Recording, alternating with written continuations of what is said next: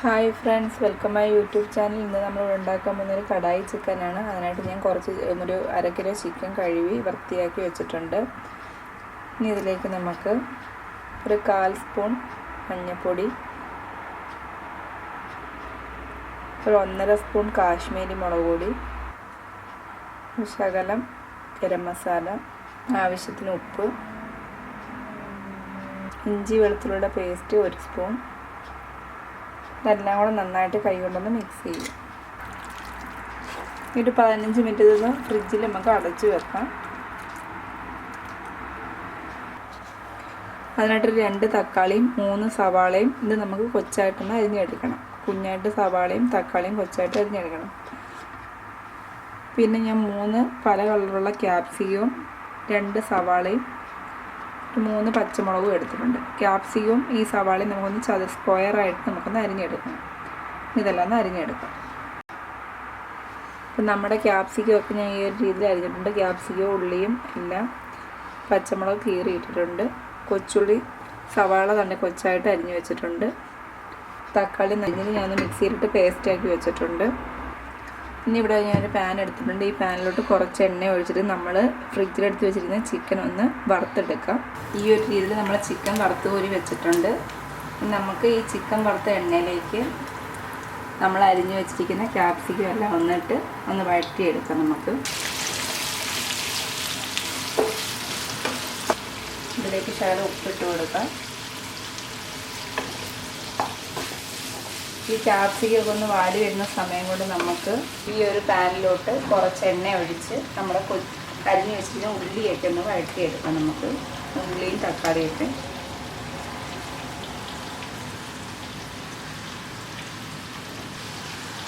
ഇനി അതിലേക്ക് നമുക്ക് അരിഞ്ഞ് വെച്ചിരിക്കുന്ന സവാള കൊച്ചായിട്ട് അരിഞ്ഞിട്ട് നമുക്ക് ഇട്ട് കൊടുക്കാം. അതിലേക്കും കുറച്ച് ഉപ്പിട്ട് കൊടുത്ത് ഒന്ന് നന്നായിട്ടൊന്ന് ഇളക്കി കൊടുക്കാം. ഇതിലേക്ക് 1 സ്പൂൺ ഇഞ്ചി വെളുത്തുള്ളിയുടെ പേസ്റ്റ് ഇട്ട് കൊടുക്കാം. നമ്മുടെ സവാള നന്നായിട്ടൊന്ന് ബ്രൗൺ നിറമാവുന്നവരൊന്ന് ഇളക്കിക്കൊണ്ടിരിക്കണം.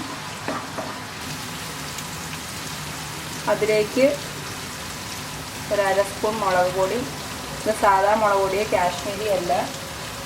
ഒരു 1.5 സ്പൂൺ മല്ലിപ്പൊടി നന്നായിട്ടൊന്ന് ഇളക്കി കൊടുക്കാം.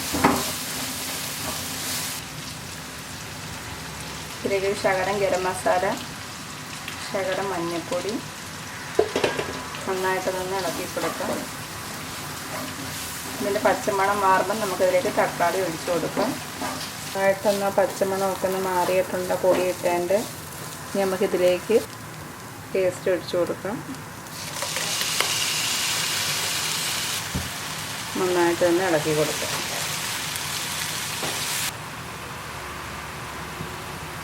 ഇനി ഇതിലേക്ക് നമുക്ക് വറുത്ത് വെച്ചിരിക്കുന്ന നമ്മുടെ ചിക്കൻ്റെ ഇട്ട് കൊടുക്കാം. നന്നായിട്ടൊന്ന് മിക്സ് ചെയ്യണം.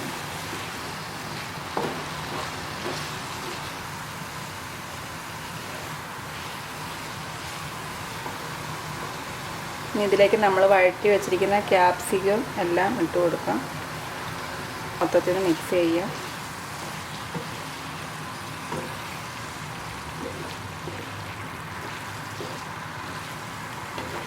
രണ്ട് മിനിറ്റ് നമുക്കൊന്ന് അടച്ചു വെക്കാം.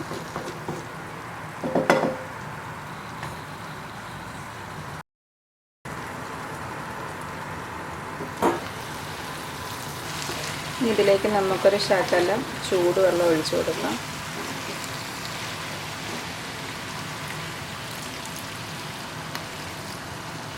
ഒരു 1/2 ഗ്ലാസ് വെള്ളം ഒഴിച്ചാൽ മതി. നന്നായിട്ടൊന്ന് മിക്സ് ചെയ്യാം.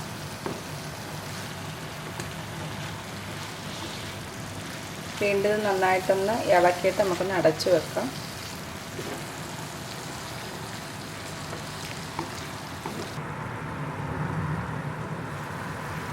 നമ്മുടെ വെള്ളമൊക്കെ നന്നായിട്ടൊന്ന് പറ്റിയിട്ടുണ്ട്. ഇതിലേക്ക് 1 സ്പൂൺ ടൊമാറ്റോ സോസ്,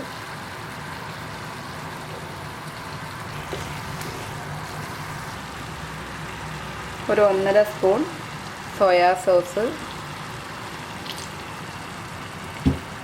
നന്നായിട്ടൊന്ന് ഇളക്കി കൊടുക്കാം.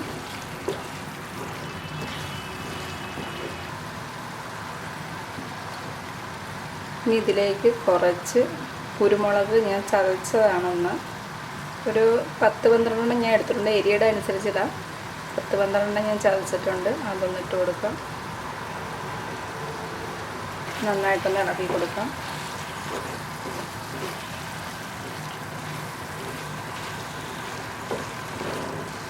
ഇനി കുറച്ച് മല്ലിയില,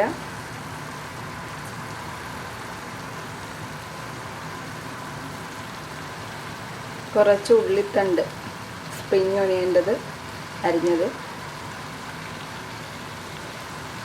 നന്നായിട്ടൊന്ന് ഇളക്കി കൊടുക്കും. കുരുമുളക് എരിക്കനുസരിച്ചിടാം.